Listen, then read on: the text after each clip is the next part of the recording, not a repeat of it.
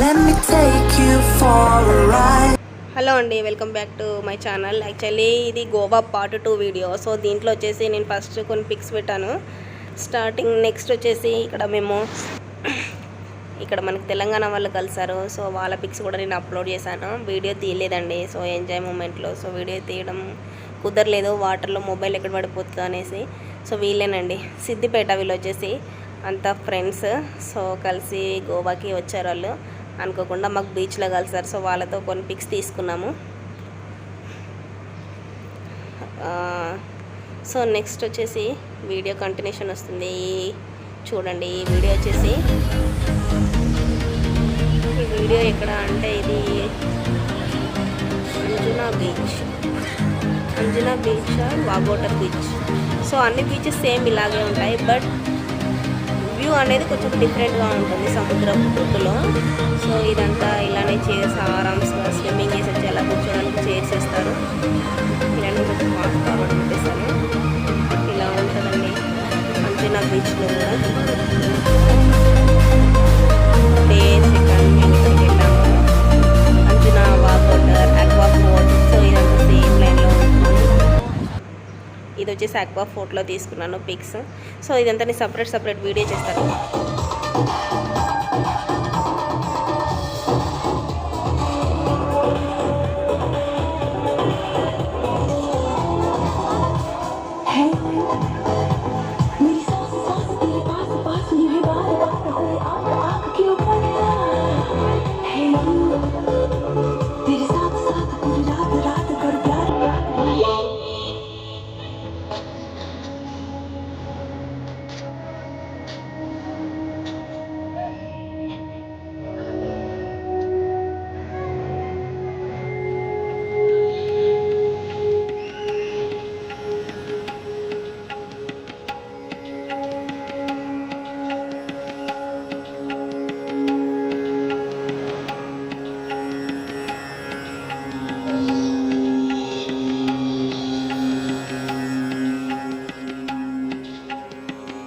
అదే బీచ్లో కొద్దిసేపు అలా ఆడుకున్నాము ఆరామ్స్గా. ఇది అక్కడే వాగోటర్ బీచ్, అంజునా బీచ్ అక్కడే అదే లైన్లో ఉంటుంది అక్వా ఫోర్ట్ నుంచి రిటర్న్ అయినాక.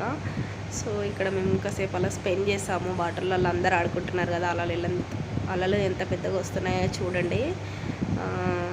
ఇక్కడ ఏంటంటే క్రౌడ్ తక్కువ ఉంటుంది. సో అందుకని ఇక్కడ కొంచెం చాలా ఎక్కువసేపు ఉన్నాము. కల్లంగేట్లో క్రౌడ్ చాలా ఎక్కువగా ఉంటుంది. సో కరోనా టైం కదండి, సో మనం క్రౌడ్ తక్కువ ఉన్న చోటనే స్పెండ్ చేయాలి టైం అనేది. అక్కడ స్టే చేస్తే మనకి ఎలాంటి ప్రాబ్లం రాదు.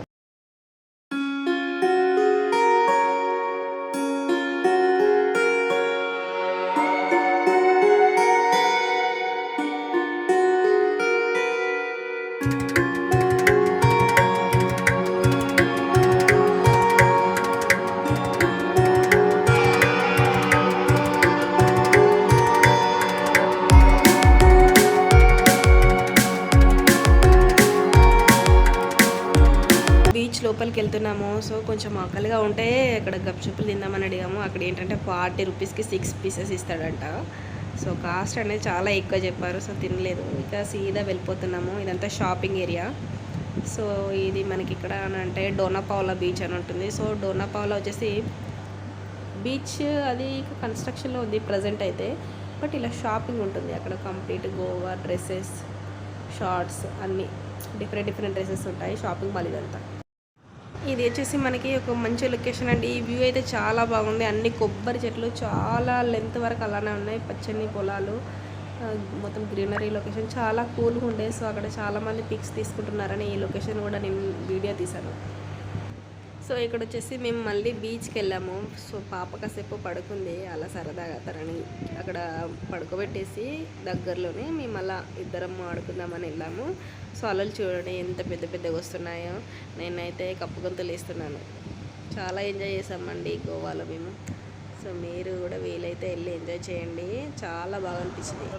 ఇది వచ్చేసి చర్చ్ అండి, కన్స్ట్రక్షన్ చర్చ్ అనేది ఉంటుంది అక్కడ. సో ఇది కూడా చాలా బాగుంది, బట్ క్లోజింగ్ ఉంది. వచ్చేసి పన్జీలో మనకి కసినో అని ఒక హోటల్లా ఉంటుంది. ఇది సముద్రం మధ్యలో ఉంటాయి. పర్ డే 2000 ఛార్జ్ చేస్తారు. మనకి ఫుల్ డే మనం ఫుల్ డే అందులోనే స్టే చేయొచ్చు 24 అవర్స్. సో ఈరోజు మార్నింగ్ 9 టు రేపు మార్నింగ్ 9 వరకు. బట్ పర్ డే 2000 ఛార్జ్ కట్టాలండి. ఫుడ్ వాళ్ళే, డ్రింకింగ్ వాళ్ళే, డ్యాన్స్ ప్రోగ్రాము మొత్తం కంప్లీట్ ఎంజాయ్. సో చూస్తున్నారు కదా మనకు మధ్యలో మిడిల్లో కనిపిస్తుంది. సో అది హోటల్స్, అది యాక్చువల్లీ సముద్రం మధ్యలో ఉన్నాయి. ఇది ఇవన్నీ అవేనండి, సముద్రం మధ్యలో ఉంచారు. ఒకటి ఫిష్ లాగా ఉంటుంది, ఒకటి బిల్డింగ్ లాగా కట్టారు. నెక్స్ట్ కసినో, హోటల్ కసినోలో డిఫరెంట్ టైప్స్ ఆఫ్ హోటల్స్ ఇవన్నీ. ఇదంతా పంజీ లొకేషన్. పంజీలో ఇలా ఉంటుంది మనకి. సో ఎంజాయ్ చేయాలనుకుంటే వన్ డే ఈడ కూడా స్టే చేయొచ్చు. బట్ చాలా బాగా ఎంజాయ్ చేయొచ్చండి. బట్ చాలా బాగుంటుంది. ఈ ప్లేస్ కూడా చాలా బాగుంది పంజీలో. మేమైతే చాలా బాగా ఎంజాయ్ చేసాం. ప్లేసెస్ చూసి ఎంజాయ్ చేసాం. ఇంకా లోపలికి వెళ్తే ఎలా ఉంటుందో ఒకసారి ఊహించుకోండి మీరు కూడా. ఇదంతా బయట లొకేషన్ మనకి పంజీలో మొత్తం గ్రీనరీ లొకేషన్. కొన్ని చోట్ల గోవా ఏంటంటే కొంచెం సమ్మర్ కాబట్టి కొన్ని ప్లేస్లలో కూల్గా ఉంది, కొన్ని పంజీ కొంచెం కూల్గానే ఉంటుంది. ఇది ఏంటంటే మనకి బస్సెస్, ప్రైవేట్ బస్సెస్ ట్రావెలింగ్ చేయడానికి మీరు చూస్తున్నది. సో ఇలా ఉంటాయి బస్. ఇక్కడ వచ్చేసి మేము మిరామర్ బీచ్కి వెళ్తున్నాము ఆన్ ది వేలో. సో ఇదంతా బాగుందండి. ఈ లొకేషన్ కూడా గ్రీనరీ లొకేషన్ కంప్లీట్గా, చెట్లు పైన బాగుంది లొకేషన్ బీచ్ చూడడానికి. ఆన్ ది వేలో ఉన్నాము మిరామర్ బీచ్కి.